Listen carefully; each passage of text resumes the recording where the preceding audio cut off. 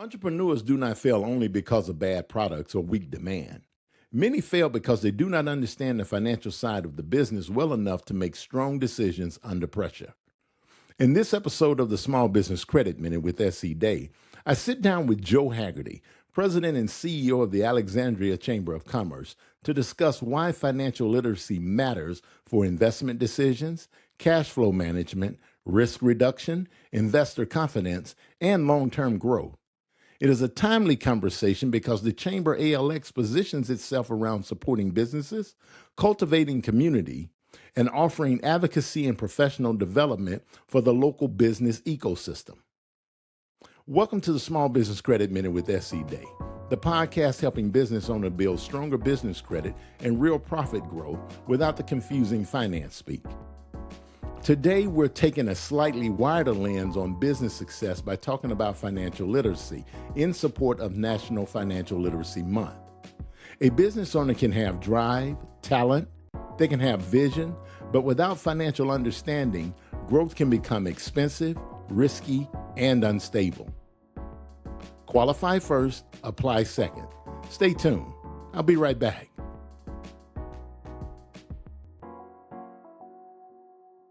In today's competitive world, your business deserves more than just hard work. It deserves the financial freedom to grow. Building business credit is the key to unlocking opportunities. With strong business credit, you can expand faster, invest smarter, and reduce your personal risk.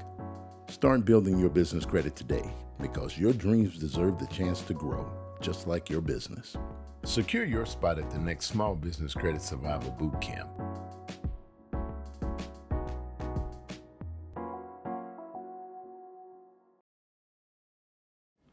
Joe, welcome to the show. Thanks. Very happy to be here with you today. We have 1,000 members from large to small. Many of them face financial challenges in the business, and so let's talk about it. Absolutely.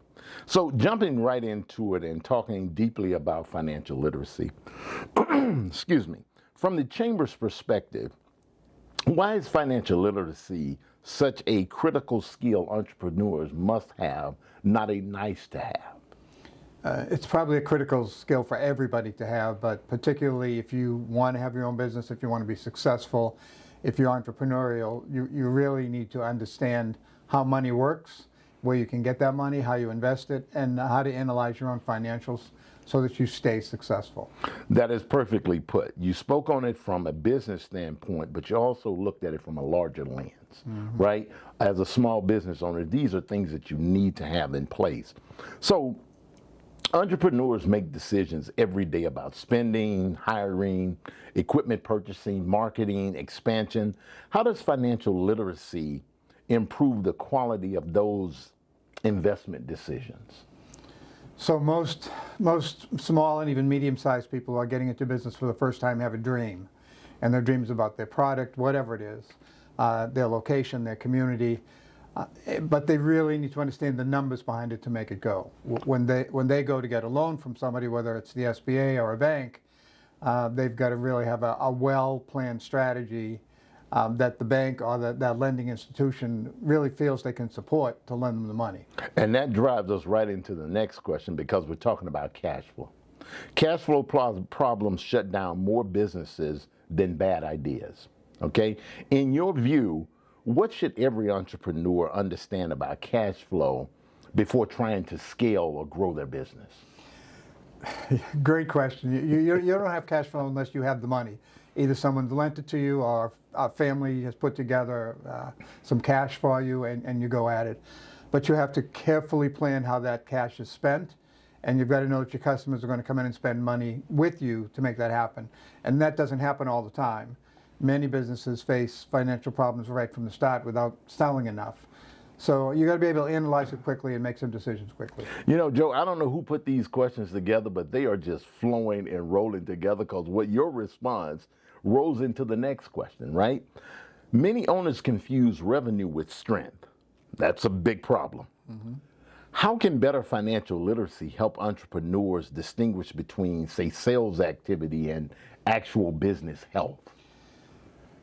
You have to have a business plan that's based on some financial important things to you and your business.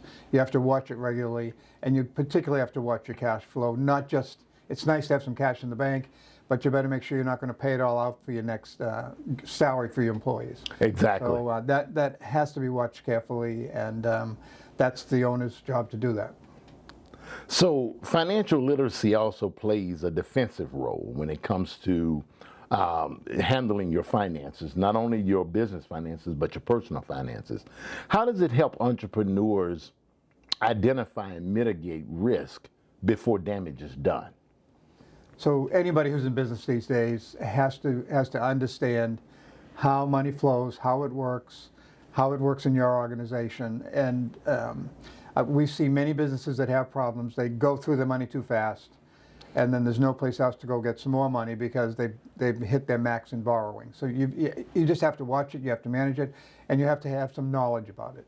Well, a follow-up to that is, and you just touched on it, do you think too many small businesses wait until a crisis hit before they try to get financially organized? Yeah, again, often small businesses have a dream for the business, and they may have a good product. Mm-hmm. But they don't always know what the customer flow will be and how much money will come in. And so that's the challenge for them, to figure that out quickly. Otherwise, they're going to have some major problems. And often they get scared and they don't want to talk about them with their banker or with anybody else. And next thing you know, they don't have any cash and they're out of business. So driving into still the subject on this whole financial literacy, I was talking with a lady yesterday and she said, she grew up in her household that all debt is bad. And I said to her, no, some debt is good, but you have to be able to pay for that debt, right? So debt can be a useful tool or a serious trap. What should business owners understand about managing debt wisely and protecting the business from overextension? Sure. Almost everybody needs to borrow some money to get their business going, whether it's from family or whether it's from a financial institution.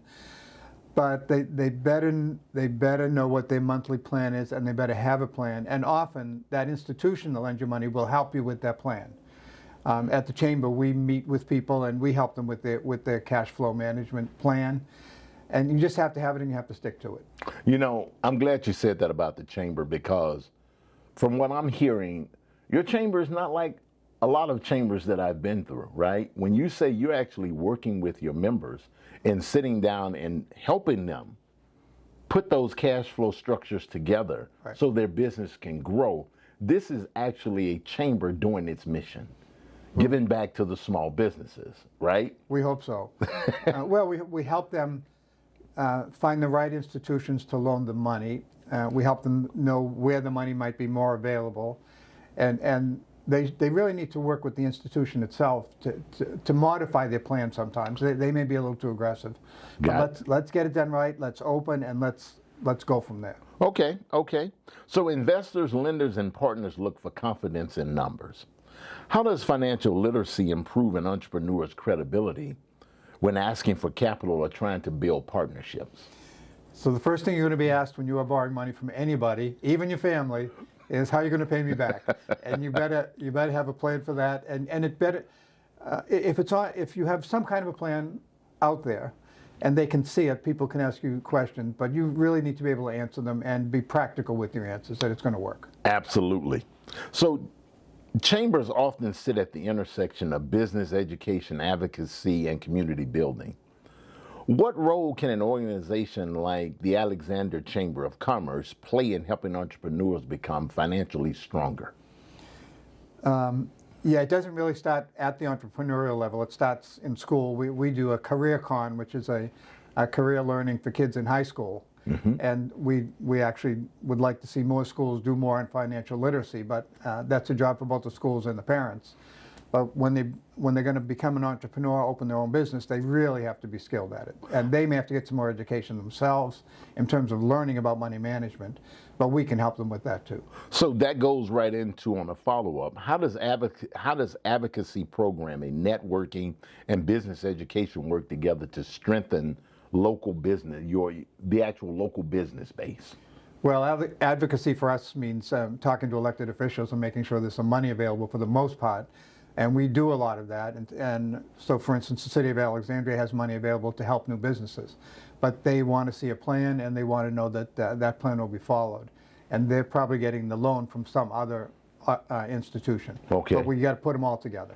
Well, and this is kind of a diversion a little bit, but recently I heard that JP Morgan Chase was doing about 80 billion in helping the community, small businesses come up to par. And some of that money would be given directly to small businesses, but some would be put through organizations like chambers, small business, state small business credit initiatives, right. SBDC. That's right. Is that something that the chamber may be looking at in trying to procure funds like that for small businesses within the Alexandria area? Yes, and usually when one of the small business associations or small business administration comes to us and they say they have money, our first question is, okay, how do businesses access that money? Do they go to you? Have you given it to a bank to give it to them, or a credit union? We want to know that, and we will help our businesses apply. Okay. You know, one of the problems during COVID was that people didn't have a banking relationship, and when they went to get some money, nobody knew who they were, and nobody knew what their plan was. So you've got to be working together with the lending institutions. And I talk about that on the show, about small businesses owners developing relationships with their lenders, not just putting money in an institution or a bank, but actually get to know the branch manager for a number of reasons, right? Because it can actually build that relationship when you're ready to borrow money. If that manager knows you, they can definitely speak up on your behalf. Absolutely, and relationships are important in all types of business. Absolutely. But when you have a problem, you know, so half the small businesses in the United States are very successful. Mm-hmm. The other half are struggling all the time, and some do go out of business. But you need to know your lending people. If you have a problem, you've got to go to them, be honest about it, and if they know you, they're more likely to be able to help you and help you more quickly. Absolutely, absolutely. So Joe, looking ahead, how do you think stronger financial literacy among entrepreneurs can not only improve their individual businesses, but the strength and resilience of the broader Alexandria business community?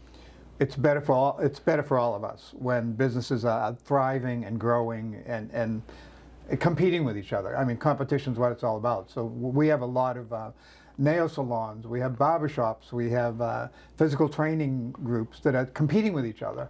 And there's plenty of people who want their services, and when they're all growing, it's better for the whole community. It's better for everybody. It creates jobs, and it makes for a good community. Absolutely. So Joe, what is one mistake business owners repeat too often that you've seen? The big mistake I see too often is really not being honest with themselves about the financial issues. It's not so much about their product or their customers, it's the finances of it. So Joe, as we wrap up, what do you want Alexandria entrepreneurs and business owners to remember from this conversation? Well, two things, I think. One is really get your financial capital learning up to speed and stay with it all the time, and talk to financial people that can help you. And secondly, I understand the Chambers of Commerce in the United States are here to help you too. And we offer all kinds of learning for you too, and we will advocate for you to get that money. Absolutely.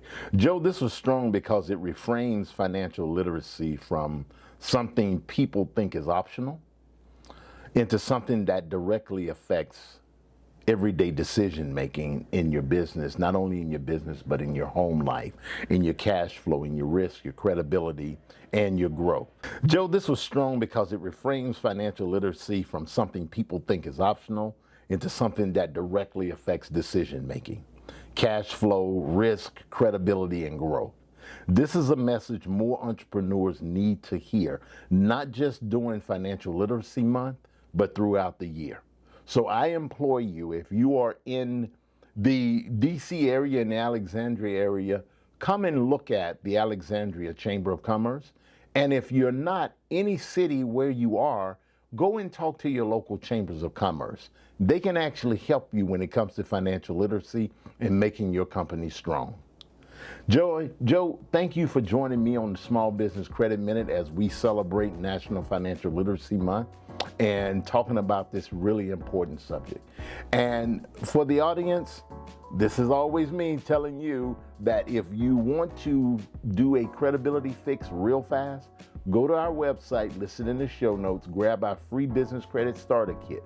It can help you get started today to improving your business credit. And if you've enjoyed this episode about financial literacy coming from a Chamber of Commerce perspective, download the podcast, share it with other business owners so they can learn to grow faster and smarter. Until the next episode, your dreams deserve a chance to grow, just like your business.